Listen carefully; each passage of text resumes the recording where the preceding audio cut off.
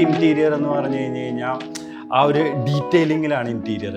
നമ്മൾ വീട്ടിൽ വന്നു കഴിഞ്ഞ് കഴിഞ്ഞാൽ നമ്മളൊരു എൻ്റെ ഒരു കീ എവിടെ വെക്കും, ഡ്രസ്സ് എങ്ങനെ ചേഞ്ച് ചെയ്തിട്ട് നമ്മളൊരു ഓംനി ഡ്രസ്സിലേക്ക് മാറും, ഇതൊക്കെ this is a life style.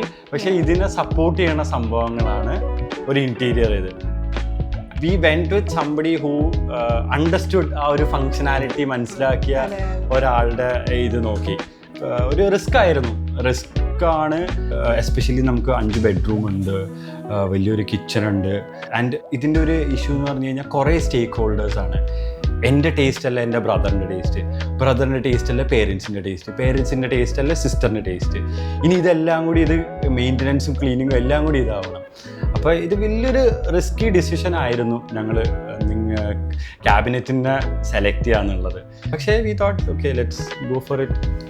അങ്ങനെ ഞങ്ങൾ അത് ചെയ്തു. പക്ഷേ ദാറ്റ് റിസ്ക് പെയ്ഡ് ഓഫ്.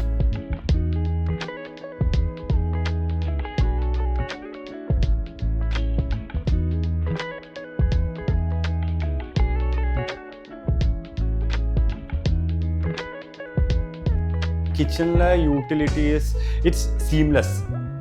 നമ്മൾ ആ ഒരു പ്രോസസ്സ് ഇപ്പോൾ കുക്കിങ്ങിലാണെങ്കിലും vegetables washing, cutting, then like preparing the food and then even serving the food, ഇതൊരു ഫ്ലോയിലാണ് ഇഫ് യു സീ ആ കിച്ചണിൽ നടക്കുന്നത്.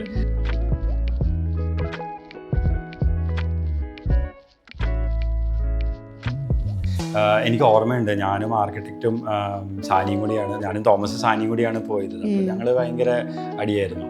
എന്താണ് ഇല്ല കേർട്ടൻ ഈ കളർ മതി. അപ്പം ഞാൻ പറഞ്ഞു കേർട്ടൻ ഈ കളർ വേണ്ട. അങ്ങനെ ഫൈനലി അവസാനം അത് സാനി സമ്മതിച്ചില്ല. അങ്ങനെ ആ കേർട്ടൻ എടുത്തു. പക്ഷേ ഇവിടെ വന്നതിൽ കുറേ പേർക്ക് അവരുടെ ഫേവറേറ്റ് ബെഡ്റൂം ഇതായി.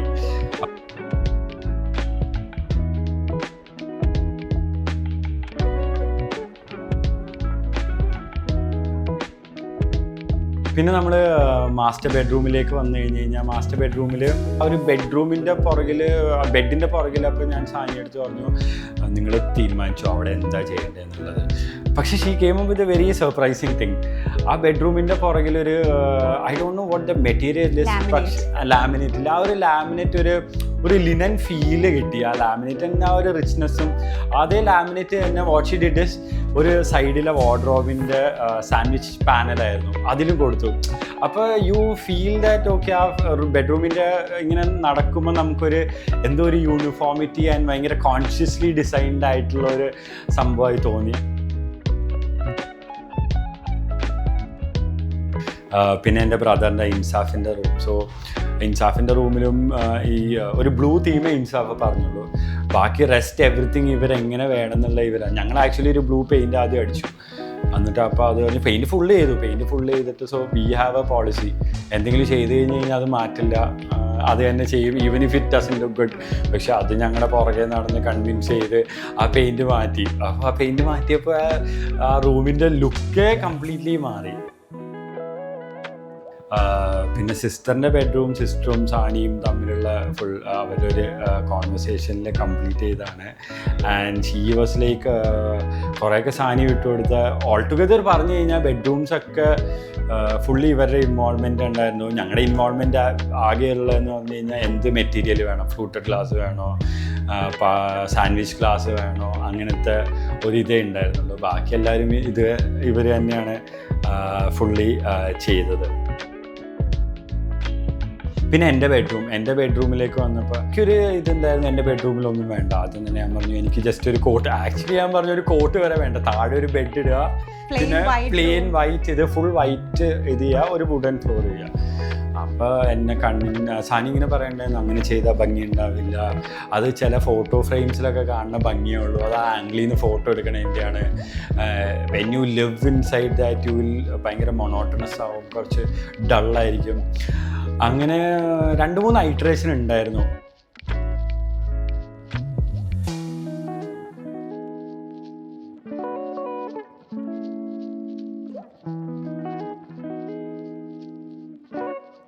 I should really emphasize the support, Thomas തന്ന സപ്പോർട്ട്, ബിക്കോസ് പുള്ളിക്കാരനാണെന്നുണ്ടെങ്കിൽ ഒന്നിലും പ്രത്യേകിച്ച് എനിക്ക് അതങ്ങ് വിട്ടു തന്നായിരുന്നു.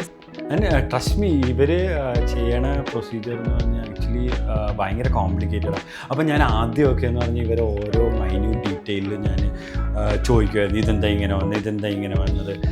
പക്ഷെ പിന്നെ എനിക്ക് മനസ്സിലായി ഇത് ഞാൻ ചോദിച്ചിട്ടും എനിക്ക് തന്നെ പിക്ചറില്ല. അപ്പോൾ അവർ ചോദിക്കും പിന്നെ എങ്ങനെയാണ് വേണ്ടത്, അപ്പോൾ എങ്ങനെയാണ് വേണ്ടതെന്ന് ചോദിക്കുമ്പോൾ എനിക്ക് അത്ര ഐഡിയ ഇല്ല. അപ്പോൾ ഞാനൊരു റഫ് ഐഡിയ കൊടുത്തിട്ട് whatever they have come up with അത് നന്നായിട്ടുണ്ട്. അത് നമുക്ക് അവർ ആ ഡിസൈനിലോ 3Dയിലോ കാണിക്കുമ്പോൾ നമുക്ക് ചിലപ്പോൾ കൺവിൻസ്ഡ് ആവില്ല.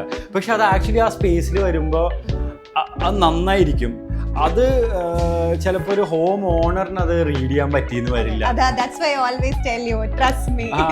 Trust the process.